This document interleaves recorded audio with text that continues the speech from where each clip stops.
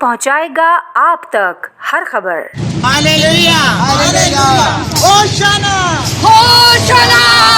السلام علیکم ناظرین، میں ہوں آپ کا ہوسٹ اور میزبان ایمینول گڈو۔ ناظرین، جیسا کہ آپ دیکھ رہے ہیں کہ کراچی پریس کلب کے سامنے خواجہ سراؤں نے پام سنڈے کا دن منایا گیا۔ ناظرین، پام سنڈے کو کھجوروں کا تہوار کہتے ہیں، جو کہ پوری دنیا میں آج کے دن منایا جاتا ہے۔ ناظرین، یہ تہوار پوری مسیح قوم کے لیے ایک بڑا دن ہوتا ہے۔ ناظرین، یہ تہوار جو ہے اس لیے منایا جاتا ہے کہ خداوند یسوع مسیح کی یروشلم میں آمد کے سلسلے میں منایا جاتا ہے۔ یسوع مسیح جب یروشلم میں داخل ہوئے تو ان کا استقبال کھجوروں کی پتیوں اور ڈالیوں کے ساتھ کیا گیا۔ ان کو استقبال کیا گیا تاکہ وہ وہاں پر اپنے جو خدا کا مقصد ہے وہ پورا کرنے کے لیے آئے تھے۔ ناظرین، جیسا کہ آپ دیکھ رہے ہیں، سروں کو ڈھانپیں، سب اپنے سروں کو ڈھانپیں۔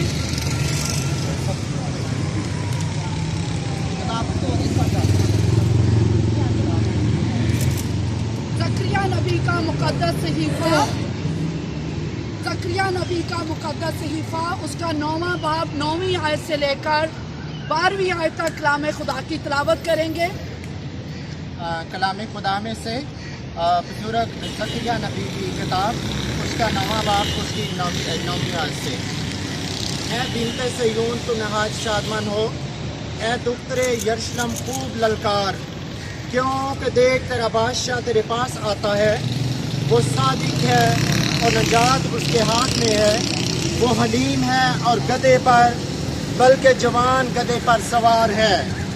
اور میں افرایم سے رت اور یروشلم سے گھوڑے کاٹ ڈالوں گا اور جنگی کمان توڑ ڈالی جائے گی۔ قوموں کے لیے، قبیلوں کے لیے، امتوں کے لیے، ہر ایک اہل زبان کے لیے صلح کا، سلامتی کا، نجات کا اور خوشی کا پیغام لے کر آیا۔ اور آج ہم سب مل کر ایماندار خداوند یسوع مسیح کی نہ صرف پہلی آمد کی خوشی کرتے ہیں، بلکہ ہم ایماندار ٹہنیوں کو لہرا کر، کھجور کی ٹہنیوں کو لہرا کر خداوند یسوع مسیح کی آمد کا شکریہ ادا کرتے ہیں، اس کو مبارک کہتے ہیں اور اس کی دوسری آمد کے منتظر ہیں۔ ہم ایک اور گیت گائیں گے خداوند یسوع مسیح کی عظمت کو، اس کی حشمت کو، اس کے اختیار کو اور اس کی بزرگی کو بیان کرتے ہوئے کہ وہی ہمارا بادشاہ ہے، وہی ہمارا خداوند ہے، وہی ہمارا نجات دہندہ ہے۔ وہ ہر ایک قوم، قبیلے، امت اور اہل زبان کی نجات کے لیے دنیا میں آیا۔ کلام خدا میں لکھا ہے کہ خدا نے دنیا سے ایسی محبت رکھی کہ اس نے خداوند یسوع مسیح کو دنیا میں بھیج دیا تاکہ جو کوئی اس پر ایمان لائے ہلاک نہ ہو بلکہ ہمیشہ کی زندگی پائے۔